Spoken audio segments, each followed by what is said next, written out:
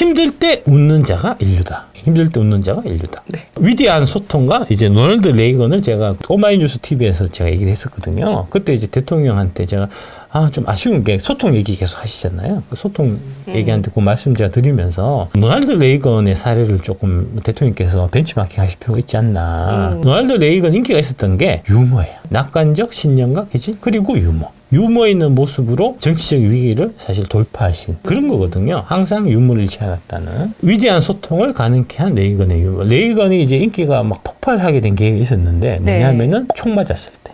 1981년 3월 31일 날 이제 피습됐어요. 권총에 맞았는데 네. 이때가 이제 대통령 당선되고 얼마 안 됐을 때입니다. 누가 총을 쐈냐면 네. 조디 포스터의 광팬 정신 이상자가 6피트 거리에서 6발을 발사했어요. 5발은 방탄돼 있어갖고 이제 괜찮았는데 마지막 발이 방탄차를 맞고 튕겨갖고 심장 바로 옆에 있는 폐에 박혔다는 겁니다. 이때 이제 나중에 이 사람 잡아갖고 이제 물어보니까 왜 총을 쐈냐. 내가 총을 쏴서 이제 레이건을 죽이면 조디 포스터가 나를 만나줄 거라고 생각했다는 겁니다. 말 그대로 정신병자.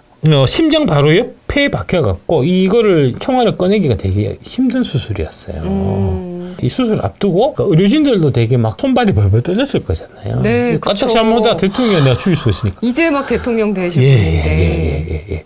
이때에 수술 들어가기 전에 레이건이 그 의사들한테 이런 농담했다는 겁니다.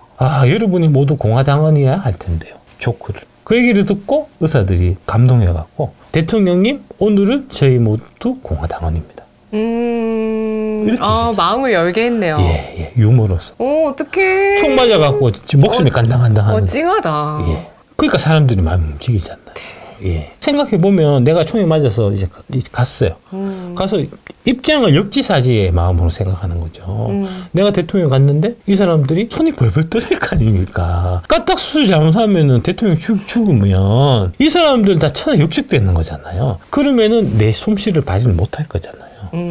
목숨이 간당간당 이 위기의 순간에도 레이건이 생각한 거죠. 내가 유머로서 이 사람들의 긴장을 풀어줘야 되겠다. 해서 꺼낸 유머가 여러분 모두 공화당원이야 할 텐데 이렇게 얘기했다는 거 아닙니까? 그래서 실제로 그 말 듣고 사람들이 이제 긴장을 풀어주고 더 열심히 진짜 한번 목숨 걸고 한번 해보자 해서 실제로 살아났다는 거고. 그래서 수술 잘 끝나고 나서 튜브를 빼자 기침하더니 주위를 둘러보면서 레이건이 얘기했다는 겁니다. 그 친구는 뭐가 불만이었답니까? 날 쏜 사람. 이것도 농담으로. 총에 맞고도 죽지 않은 것은 정말 기분 좋은 일이야 라고 얘기했고. 정말 긍정적이시네요. 아내 낸시에게는 이렇게 말했다는 겁니다. 여보 총알 피하는 걸 깜빡했어. 웃음과 유머는 마치 바이러스처럼 주위 사람들에게 전염되는 특징이 있습니다. 만약 레이건이 자신을 제대로 경호하지 못한 경호는 문책하고 아내를 원망하고 의사들에게 빨리 살려달라고 재촉했다면 어떻게 되었을까요? 수술 잘 안 됐을 겁니다. 더 위험했을 겁니다.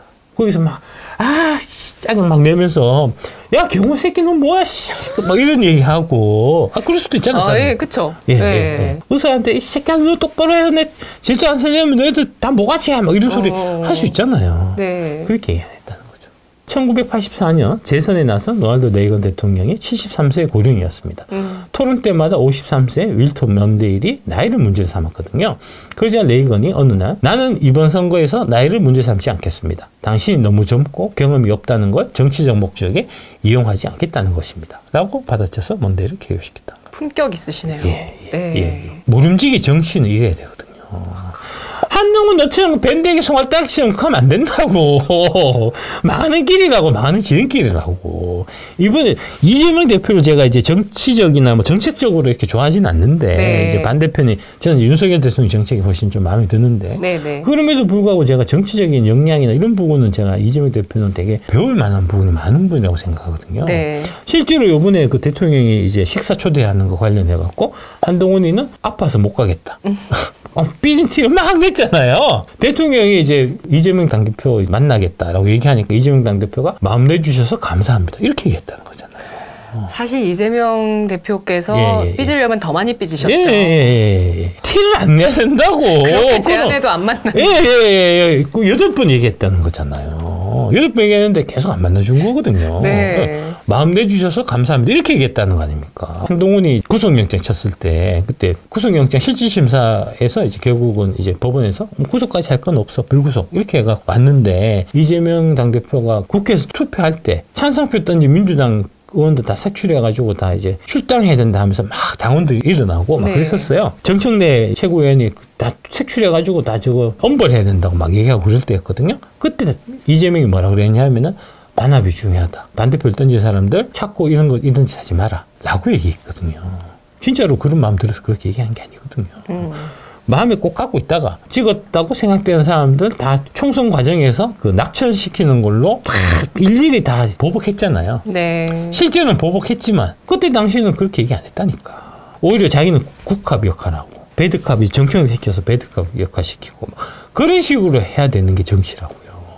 근데 진짜 무서운 사람, 진짜 현명한 사람은 자기 감정을 드러내지 않는 사람이다. 그러니까, 그러니까요. 그런 얘기가 있거든요. 그럼요. 네. 예. 그러니까 제가 1절 방송할 때 제 감정 안 드러내잖아요. 그런가요? 그럼요. 안 드러내잖아요. 악플 보고도 이제 그냥 못 뻗쳐 넘어가잖아요. 이제 그런 게 다 연기고 정치적인 이제 정치력인데 그런 게 필요하다는 겁니다. 레이건 대통령이 고르바초프하고 핵 감축하는 협상에 지금 서명하고 있는 레이건 대통령 때 베를린 장벽이 무너진 거잖아요. 네. 공산주의를 박살낸 위대한 대통령이 레이건이잖아요. 침몰에 가던 미국을 다시 되살린 그 대통령이 레이건이죠. 엄청난 진짜 역사적인 성과를 거둔 대통령이고 실제로 이제 미국인들의 아주 큰 사랑을 받고 있는 대통령이거든요. 그 힘은 그 정치적인 힘은 유머에서 났다는 겁니다. 그래서 제가 이제 압수수색 당하고 뭐 각종 회사 잘리고 하는 이제 그 와중에서도 방송하면서 유머를 잃지 않잖아요. 웃기잖아요, 내가. 사실은 제가 이제 방송 준비할 때 네. 이제 가장 그 신경 많이 쓰는 게 웃음 포인트를 어디다 줄까? 진짜로. 유머가 중요하다니까. 여러분 방송 보실 때 예. 설계하신 웃음 포인트를 꼭 찾으셔야 됩니다. 예. 네. 그래서 이제 그 포인트에 이 새끼 웃었나 내가 꼭 확인한다니까. 몇 개 달렸나 이런 거 본다니까. 그래요? 그럼요. 그게 저거 소통이잖아요. 아까 저기 서영대 왔을 때 이제 괜히 쓸데없이 그 천상지 이런 거 얘기한 게 웃기려고 한 거 아닙니까? 네. 예. 웃기려고 하다가 지금 고소당할 위기잖아요. 고소하지 말라고 내가 저 책 100권 사줄게. 주무시러 간 것 같아요. 예. 네, 다행입니다. 다행입니다. 예. 네. 말만 그렇게 했지 설마. 네. 우리 사이에 고소하겠냐.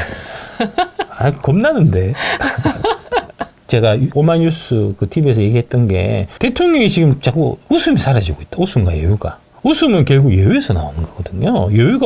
여유와 웃음이 사라지고 자꾸 뭐 경로 이런 얘기가 나오니까. 네. 대통령이 경로하셨다. 대통령이 오늘 또 경로하셨다. 이런 거 나오니까 아니 왜 자꾸 경로하는 게 나오냐고. 경로해도 해도 되는데 그거는 자기들끼리 있을 때 경로해야지. 대통령실에서 오늘은 대통령이 무슨 일로 경로하셨다. 이게 기사화되면 안 되는 거거든요. 그 왜 기사화되는 건가요? 그러니까 나 이해를 못 하겠다니까요. 그 왜 기사가 되는지.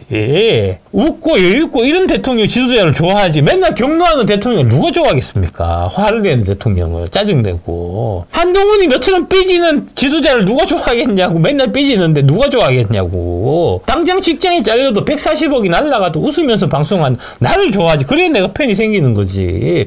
내가 140억 날라갔다 와갖고 막 짜증내고 화내고 막 울먹울먹하고 하면 누가 나를 지지하겠냐고. 누가 나를 내 팬을 하겠냐고요. 그런데 최근에 좀 이렇게 개선되는 기미가 있는 게 좋은 모습이 나타나고 있는 게. 네. 환하게 웃고 계시네요. 예. 180석밖에 이번 총선에서 못 얻고 난 이후에 네. 오히려 웃음과 여유를 찾고 계시는 네. 이런 모습이 보이는 게 되게 희망적이다. 라고 좀 볼 수 있습니다.